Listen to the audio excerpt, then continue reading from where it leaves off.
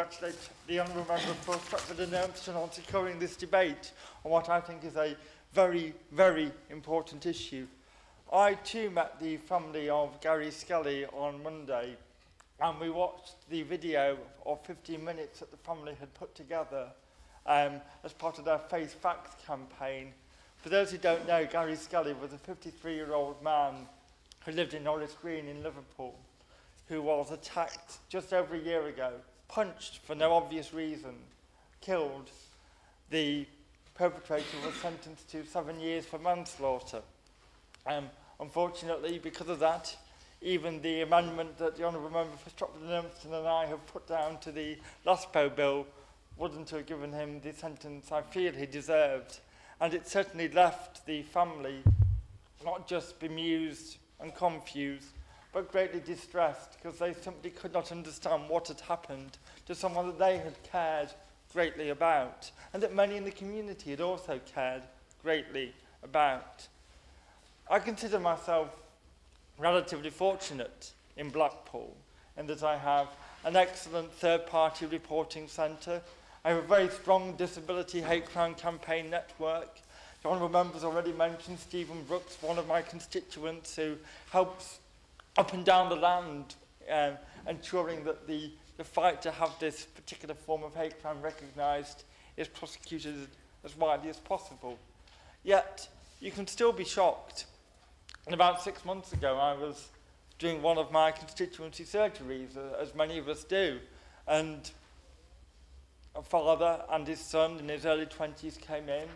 The son had a serious car crash a few years back, now had a developmental learning disorder, was trying to go to college, but he was facing abuse from neighbours, catcalls as he walked to the college, and he was now dropping out of college. And I thought, my word, even in Blackpool, where we're really trying, this is still occurring. But what really shocked me was not that it was occurring in my constituency, but the fact that it was occurring in the road I lived in, and had been for many, many months. And I had not been aware of it, yet it had been happening not 100 yards from my front door. And that is perhaps the most shocking thing, that this is hidden in plain sight, as the title of the report makes clear. And all of us in this room, it is probably happening in very close proximity to where we live, and we may not be aware of it. I want to focus today, if I may, on an aspect of disability hate crime that I don't think gets sufficient attention yet, and that is the needs of many with learning disabilities who are subjected to what is increasingly being called mate crime. Why is it developed? Well, if we think about it, 50 years ago, many of those with learning disabilities, society's answer was to shut them away, out of sight, hide them away, so society didn't have to confront them. And rightly, as part of ensuring that they live a fulfilling lives in their local communities, participating in everything we all do, that has actually put them at risk from a few ignorant individuals who don't understand what a learning disability is. And that makes them vulnerable. And the Honourable Lady mentioned the types of press coverage we see. I welcome the fact that serious examples of hate crime, disability hate crime, are now being covered and referred to as that. But what we don't hear about every day is the friend, or the so-called friend perhaps, who might relieve someone of a £10 note. That might not seem a particularly large crime, certainly not in financial value, but in human value. If a friend or so-called friend of someone who has a learning disability is abusing that trust, that to me is a far, far greater crime than if they were stealing £1 million even. Because it isn't just a financial crime, it's an attack on that person's humanity, on their identity. And one of the things the Skelly family stressed to me on Monday, indeed we started out the discussion talking about the labels that people put on other people. Society, yes, is a very complex world that we live in, and I'm sure we all find it difficult to deal with at times. But think how much more difficult it is to deal with if you do have a learning disability. Yet we apply these labels to try and help ourselves simplify the world around us, to help us understand things that might be just at the margins of our understanding, that we know we ought to think a particular way. So we put the label on, and then we think we understand it. And those labels are often the beginning of a prejudice, of a way of assuming that someone acts in a certain way, or that they are that particular way because of how they are. And I think that is actually perhaps the most dangerous thing that we do in our society, that we cope with the people at the margins, the people we don't quite understand, by just putting a label on them.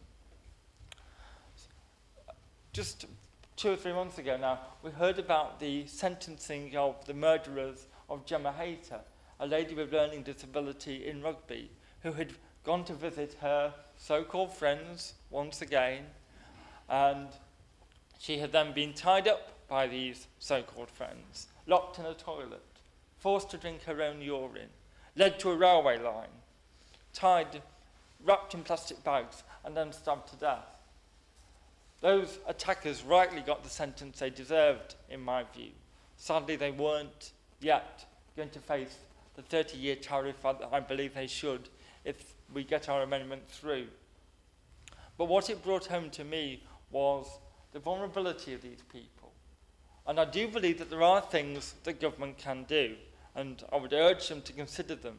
I think it's vitally important, as Main Cap are requesting, that the Law Commission proposals to extend the definition of harm to include exploitation, particularly financial exploitation, are taken on board by the government.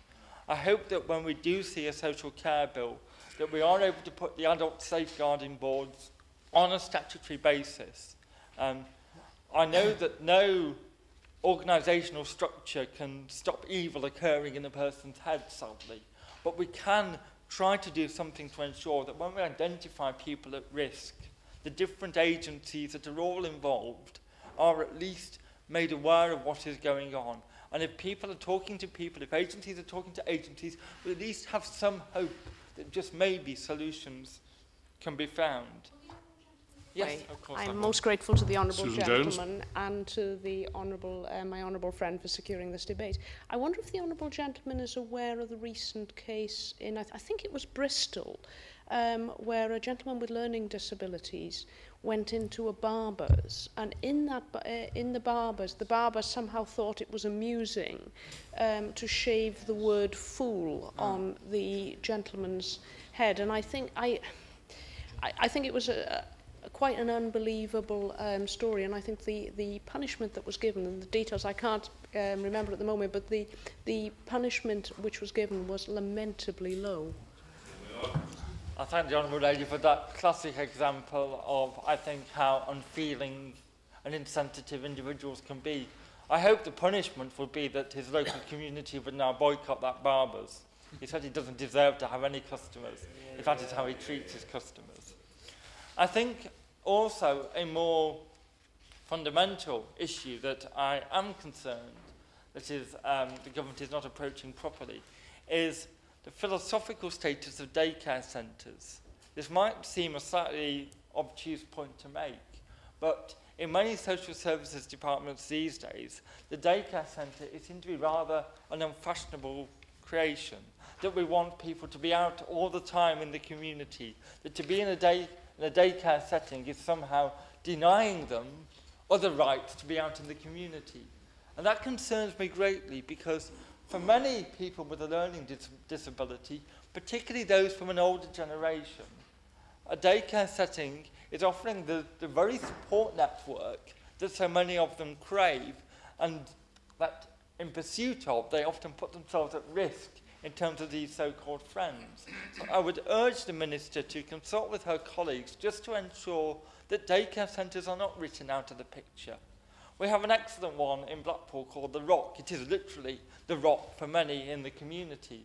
And whilst the activities they engage in may not strike us as terribly meaningful, they pack... Of course, certainly. I thank the honourable friend for giving way. I just wanted to stand up very quickly and support very much what my honourable friend says. One of the challenges around disability and learning disability is that quite often people in Whitehall or the professions think they know best, and so for the good last 15 years the direction of travel has been to reduce daycare. I would endorse totally what my honourable friend says. Actually, for a lot of disabled people, particularly with learning disabilities, the reduction in daycares are leading to a real reduction in their quality of life. I would like to just support my honourable friend very much in him pushing the Minister to make sure that that understanding filters through to the professions and Whitehall. Maynard.